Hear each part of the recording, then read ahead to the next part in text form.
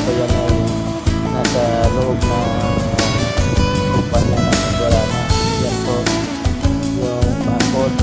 Yan, makahaba yung magaluan kasi itong area ito malaki.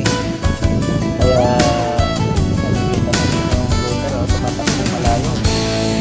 But on our first day, so I'm feeling so bad now when I know it. Ang maswerte ang lugar na ito, maraming mga trabaho na pwedeng mapapasukan yung mga tao, ma-source ng kanilang income para sa kanilang pamilya.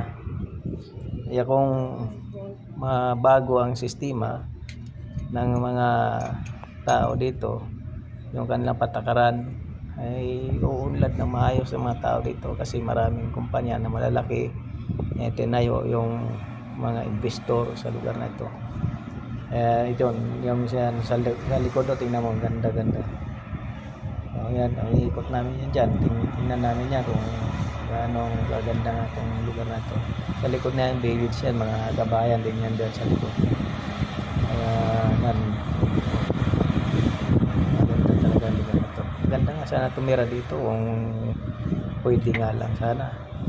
Kaso siyempre tayo yung mga dayuhan at tayo nagtatrabaho lang dito, uuwi rin tayo sa ating bansa. So, maraming salamat sa inyong panonood mga kababayan.